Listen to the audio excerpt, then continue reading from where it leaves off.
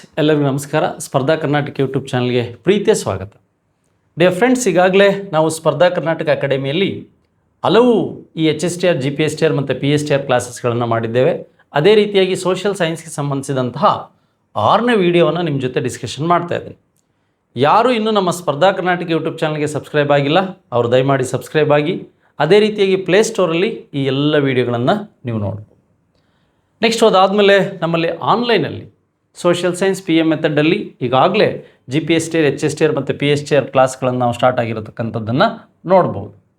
ಅದರ ಜೊತೆಗೆ ಈ ಆಫ್ಲೈನ್ ಕ್ಲಾಸಸ್ಸಲ್ಲಿ police constable, KS, FD, STA ಮತ್ತು ಗ್ರೂಪ್ C PSI ಕ್ಲಾಸಸ್ಗಳು ಆನ್ಲೈನ್ ಮತ್ತು ಆಫ್ಲೈನ್ ಎರಡಲ್ಲೂ ಸಹ ಸಿಗ್ತಾ ಇದೆ. ಅದು ನಮ್ಮ ಒಂದು ಸ್ಪರ್ಧಾ ಕರ್ನಾಟಕ ಟೀಮ್ ವತಿಯಿಂದ. ಹಾಗಾದರೆ ಇದರ ಸದುಪಯೋಗವನ್ನು ಸಹ ನೀವು ಪಡಿಸ್ಕೊಳ್ಬೋದು. 9071673831 or 32 ನಂಬರ್ಗೆ ಕರೆ ಮಾಡಿದರೆ ಇದರ ಬಗ್ಗೆ ನಾವು ಹೆಚ್ಚಿನ ಮಾಹಿತಿಯನ್ನು ನೀಡ್ತೇವೆ. ನೆಕ್ಸ್ಟ್ ಹಾಗಾದರೆ ಗಣೇಶ್ ಸಾವರ್ಕರ್ ಪ್ರಾರಂಭಿಸಿದಂತಹ ಒಂದು ಸೊಸೈಟಿ ಯಾವುದು ಅಂತ ಪ್ರಶ್ನೆಯನ್ನು ಕೇಳಿದರು. ನೋಡಿ, ಇಲ್ಲಿ ತತ್ವಬೋಧಿನಿ ಸಭಾ ಅಂತಕ್ಕಂಥದ್ದು ಇದೆ. ಫಸ್ಟ್ನೇದು ನೋಡಿ, ಈ ಒಂದು ದೇವೇಂದ್ರ ನಾಥ ಟ್ಯಾಗೋರ್ ಅವರು ಏನು ಮಾಡ್ತಾರೆ, ಈ ತತ್ವಬೋಧಿನಿ ಸಭಾವನ್ನು ಸ್ಟಾರ್ಟ್ ಮಾಡ್ತಾರೆ. ನೆಕ್ಸ್ಟ್ ಹಾಗಾದರೆ ಆತ್ಮೀಯ ಸಭಾ ಏನಿದೆ 1815 ಅಥವಾ 14ರಲ್ಲಿ ಈ ರಾಜಾರಾಮ್ ಮೋಹನ್ ರಾಯ್ ಅವರು ಇದನ್ನು ಸ್ಟಾರ್ಟ್ ಮಾಡ್ತಾರೆ. ದ ಮೋಸ್ಟ್ ಇಂಪಾರ್ಟೆಂಟ್ ಈ ಅಭಿನವ ಭಾರತ ಸೊಸೈಟಿ ಅಂತಕ್ಕಂಥದ್ದು ನೋಡಿ, 1904ರಲ್ಲಿ ಇದನ್ನು ಈ ಮಹಾರಾಷ್ಟ್ರದ ಒಂದು ನಾಸಿಕ್ನಲ್ಲಿ ಈ ಒಂದು ಸಹೋದರರು, ಯಾರು ಸಾವರ್ಕರ್ ಸಹೋದರರು, ವಿನಾಯಕ್ ದಾಮೋದರ್ ಸಾವರ್ಕರ್ ಇರ್ಬೋದು, ಅದೇ ರೀತಿಯಾಗಿ ಗಣೇಶ್ ದಾಮೋದರ್ ಸಾವರ್ಕರ್ ಇರ್ಬೋದು. ಇದೊಂದು ಕ್ರಿಮಿನಲ್ ಆರ್ಗನೈಜೇಷನ್ ಅಂತ ಗೊತ್ತಿರಬೇಕು. ಇದೊಂದು ಗುಪ್ತ ಸಂಘಟನೆ ಅಂತ ನಿಮಗೆ ಗೊತ್ತಿರಬೇಕು. ಹಾಗಾದರೆ ಈ ಗುಪ್ತ ಸಂಘಟನೆಗೆ ಸಂಬಂಧಿಸಿದಂಥ ಅಂಶಗಳೇನಿದೆ ಮತ್ತು ಅದರ ಇಂಪಾರ್ಟೆನ್ಸ್ ಬಗ್ಗೆನೂ ನೀವು ಓದ್ತಾ ಇದ್ದೀರಿ. ನೋಡಿ, ಇದು ಲಂಡನ್ನಲ್ಲೂ ಸಹ ಇದರ ವಿಶೇಷ ಅಂಶಗಳು ಸ್ಥಾಪನೆಯಾಗಿ ಮುಂದೆ ಹೋಯಿತು ಅಂತಕ್ಕಂಥದ್ದು ಗೊತ್ತಿರಲಿ. Next the servant of Indian society ಅಂತಕ್ಕಂಥದ್ದು ಇದು ಪೂನಾದಲ್ಲಿ 1905ರಲ್ಲಿ ಈ ಗೋಪಾಲ ಕೃಷ್ಣ ಗೋಖಲೆ ಅವರು ಏನು ಮಾಡ್ತಾರೆ, ಸ್ಟಾರ್ಟ್ ಮಾಡ್ತಾರೆ. ನೋಡಿ, ಇದಕ್ಕೆ ಸಂಬಂಧಿಸಿದಂಥ ಬೇರೆ ಬೇರೆ ಪ್ರಶ್ನೆಗಳು ಬೇರೆ ಬೇರೆ ಎಕ್ಸಾಮ್ಗಳಲ್ಲಿ ಕೇಳೋ ಸಾಧ್ಯತೆಗಳಿರುತ್ತೆ. ನೋಡಿ, ಅಭಿನವ ಭಾರತ ಅಂತಕ್ಕಂಥದ್ದು ನಿಮ್ಗೆ ಗೊತ್ತಿರಬೇಕು. ಯಾರ್ದು ಅಂದರೆ VD ಸಾವರ್ಕರ್ ಅಥವಾ ಗಣೇಶ್ ದಾಮೋದರ್ ಸಾವರ್ಕರ್ ಅಂತಕ್ಕಂಥದ್ದು ಗೊತ್ತಿರ್ಬೋದು. ನವಜವಾನ್ ಸಭಾ ಯಾರ್ದು ಅಂದರೆ ಅದು ಭಗತ್ ಸಿಂಗ್ ಅಂತ ಗೊತ್ತಿರಲಿ. ನವಜವಾನ್ ಸಭಾ ಬೇರೆ, ಈ ಅಭಿನವ ಭಾರತ ಬೇರೆ. XYZ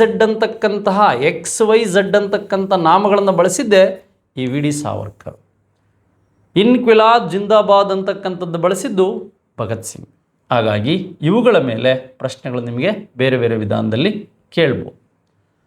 ನೆಕ್ಸ್ಟು ಚೌರಿ ಚೌರ ಘಟನೆ ಡ್ಯಾಶ್ ದಾರಿ ಮಾಡಿಕೊಟ್ಟಿತ್ತು ಅಂತ ನೋಡಿ, ಈ ಉತ್ತರ ಪ್ರದೇಶದ ಈ ಒಂದು ಗೋರಖ್ಪುರ ಅಂತ ಏನಿದೆ, ಈ ಗೋರಖ್ಪುರದಲ್ಲಿ 1922ರಲ್ಲಿ ಈ ಘಟನೆ ನಡೀತು.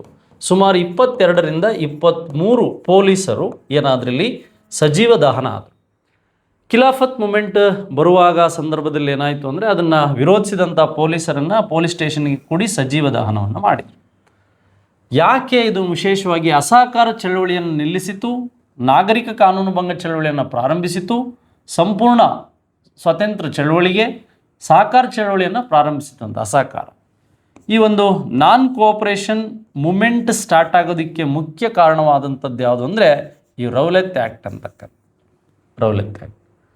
ಅಂದರೆ ರೌಲತ್ ಆ್ಯಕ್ಟ್ ಆದಮೇಲೆ ಜಲಿಯನ್ ವಾಲಾಬಾಗ್ ಆಯಿತು. ರೌಲತ್ ಆ್ಯಕ್ಟಿಂದ ಇವೆಲ್ಲ ಆದಮೇಲೆ ಜಲಿಯನ್ ವಾಲಾಬಾಗ್ ಆದಮೇಲೆ ನಾನ್ ಕೋಆಪರೇಷನ್ ಮೂಮೆಂಟ್ ಇವೆಲ್ಲ ಸ್ಟಾರ್ಟ್ ಆಗೋದಕ್ಕೆ ಮುಖ್ಯ ಕಾರಣ ಆಯಿತು. ಆದರೆ 1920ರ ಒಂದು ನಾನ್ ಕೋಆಪರೇಷನ್ನಿಂದ ಏನು ಹೊರಬರೋದಕ್ಕೆ ಗಾಂಧೀಜಿ ಕಾರಣ ಈ ಒಂದು ಅಮಾನುಷ ಘಟನೆ, Chauri Chaura events.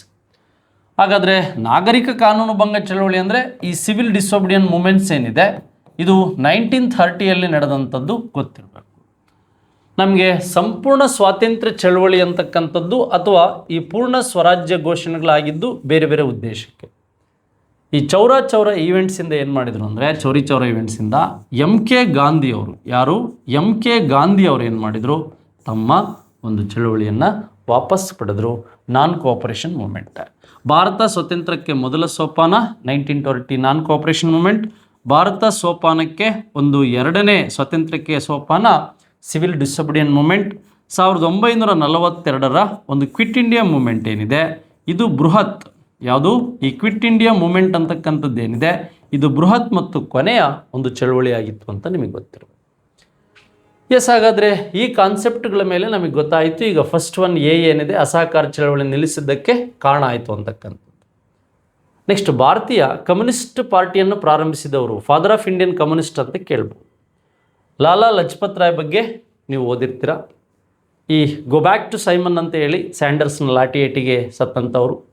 KT Bhashyam minister ಆದಂಥವ್ರು, MN ರಾಯ್ ಅಂತಕ್ಕಂಥವ್ರು, ಹಾಗೆ ಜಯಪ್ರಕಾಶ್ ನಾರಾಯಣ್ ಅವ್ರ ಬಗ್ಗೆನೂ ನೀವು ಓದಿರ್ತೀರ. ಕರ್ನಾಟಕದ ಪರ್ಸನ್ಗಳು ಮತ್ತು ಆಂಧ್ರದ ಪರ್ಸನ್ಗಳು ಯಾರು ಅಂತ ನೋಡಿ. MN ರಾಯ್ ಅವರು ಏನು ಮಾಡ್ತಾರೆ, 1920 ಮತ್ತು 25 ಸುಮಾರಲ್ಲಿ, ಫಸ್ಟ್ 20ರಲ್ಲಿ ಈ ಇಂಡಿಯನ್ ಕಮ್ಯುನಿಸ್ಟ್ ಪಾರ್ಟಿಯನ್ನು ಏನು ಮಾಡ್ತಾರೆ, ಸ್ಟಾರ್ಟ್ ಮಾಡ್ತಾರೆ.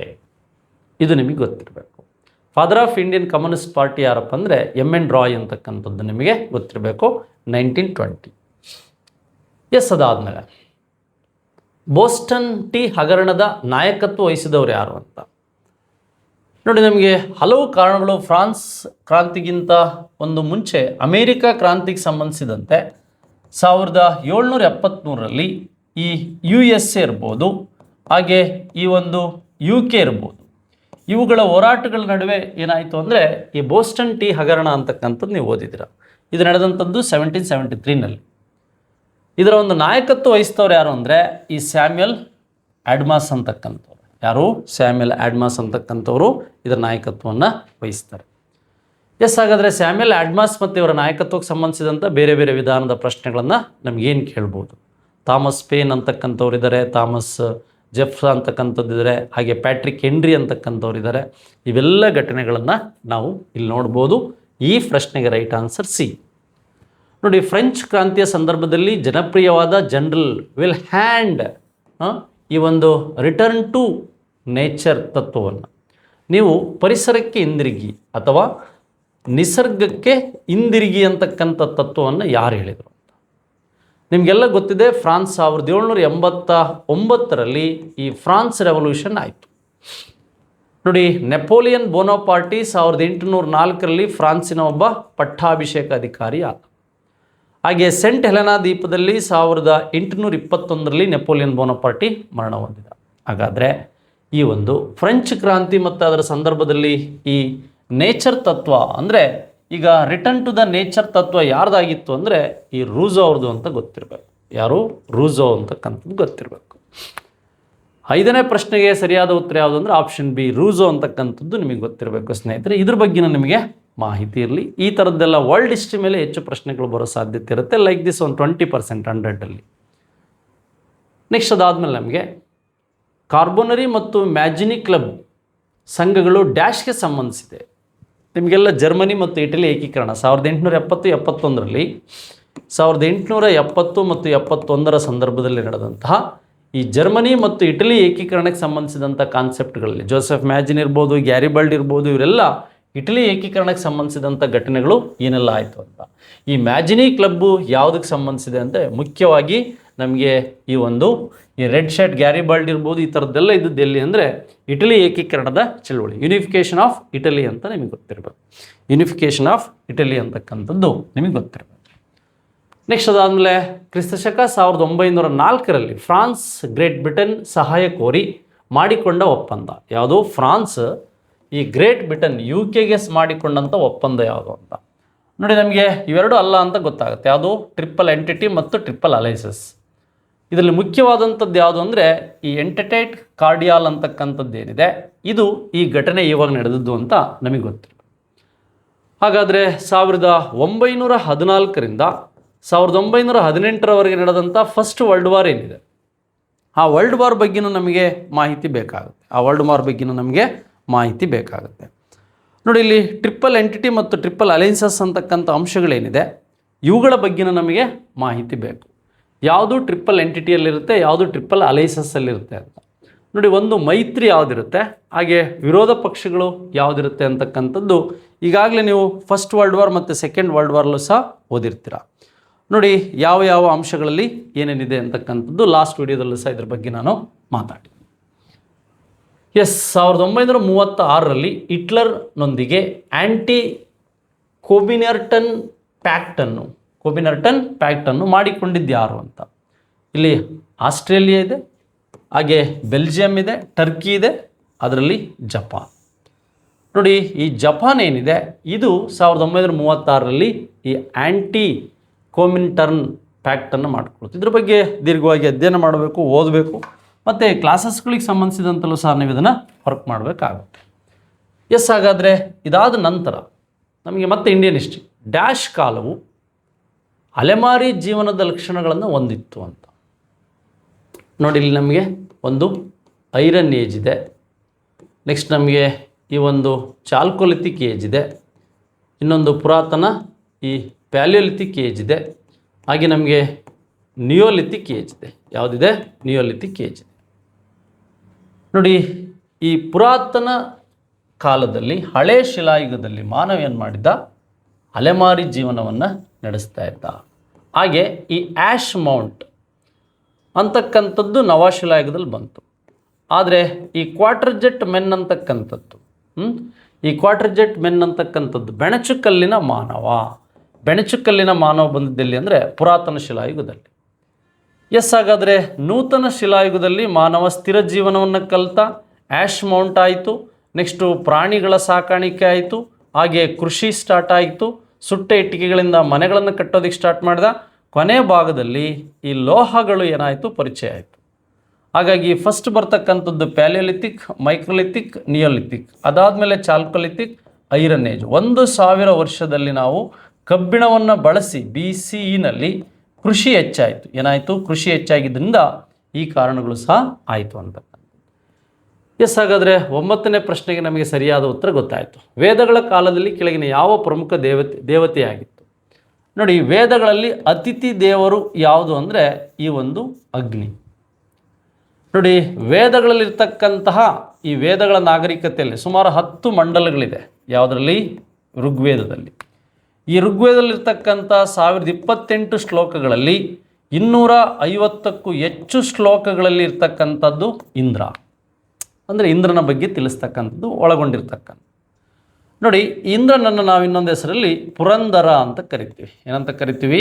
ಪ್ರಕೃತಿಯ ಒಡೆಯ ಪುರಂದರ ಅಂತಕ್ಕಂಥಲ್ಲೂ ಸಹ ನಾವು ಕರಿತೇವೆ ಇಂದ್ರನನ್ನು ಅಂತಕ್ಕಂಥದ್ದು. ಪುರಂದರ ಅಂತಕ್ಕಂಥ ಹೆಸರಿನಿಂದಲೂ ಸಹ ನಾವು ಕರಿತೇವೆ ಇಂದ್ರನ. ಎಸ್, ಹಾಗಾದರೆ ಇಷ್ಟು ಪ್ರಶ್ನೆಗಳ ಬಗ್ಗೆ ನಮಗೆ ಮಾಹಿತಿ ಬೇಕಾಗುತ್ತೆ. ನೆಕ್ಸ್ಟ್ ಅದಾದಮೇಲೆ ಜೈನ ಧರ್ಮದ ಪ್ರಾರಂಭಿಕ ಪವಿತ್ರ ಸಾಹಿತ್ಯವು ಡ್ಯಾಶ್ನಲ್ಲಿ ಬರೆಯಲಾಗಿದೆ. ನೋಡಿ, ನಮಗೆ ಇಲ್ಲಿ ಪಾಳಿ ಇದೆ. ಪಾಳಿ ಅಂತಕ್ಕಂಥದ್ದು ನಮಗೆ ಬೌದ್ಧ ಧರ್ಮ ಅಂತ ಗೊತ್ತಿರಬೇಕು. ಹಾಗೆ ತಮಿಳು ಸ್ಟಾರ್ಟ್ ಆಗಿದ್ದು ಈ ಒಂದು ಸಂಗಮ್ ಸಾಹಿತ್ಯದಲ್ಲಿ, ಲಿಟ್ರೇಚರಲ್ಲಿ. ನೆಕ್ಸ್ಟು ಸಂಸ್ಕೃತ ಅಂದರೆ ನಮಗೆ ಆರ್ಯ ಸಂಸ್ಕೃತಿ, ಆರ್ಯ ನಾಗರಿಕತೆ ಅಂತಕ್ಕಂಥದ್ದು ಗೊತ್ತಿರಬೇಕು. ಎಸ್, ಹಾಗಾದರೆ ಅರ್ಧ ಮಾಗಧಿ ಒಂದು ಲಿಪಿ ಇರ್ಬೋದು. ಹಾಗೆ ಈ ಒಂದು ಪ್ರಾಕೃತ ಭಾಷೆ ಇರ್ಬೋದು ಇಲ್ಲಿತ್ತು. ನೆಕ್ಸ್ಟು ಅದೇ ರೀತಿಯಾಗಿ ನಾವು ಮುಂದುವರೆದು ನಾವು ಇದನ್ನು ಮಾತಾಡೋದಾದರೆ ಈ ಒಂದು ನಿರುಕ್ತಿಗಳು ಅಂತ, ಯಾವುದು? ನಿರುಕ್ತಿಗಳು ಅಂತಕ್ಕಂಥದ್ದು, ಹಾಗೆ ಅಂಗಗಳು ಅಂತಕ್ಕಂಥದ್ದು ಜೈನ ಧರ್ಮದ ಪ್ರಮುಖ ಗ್ರಂಥಗಳು. ನಿರುಕ್ತಗಳು ಮತ್ತು ಅಂಗಗಳು, ಜಾತಕಗಳು ಬರೋದು ಬೌದ್ಧಿಸಮಲ್ಲಿ, ಅಂಗಗಳು ನಿರುಕ್ತಿಗಳು ಬರೋದು ಜೈನಿಸಮಲ್ಲಿ. ಅರ್ಧ ಮಾಗಧಿ ಅಂತ ಗೊತ್ತಿರಬೇಕು.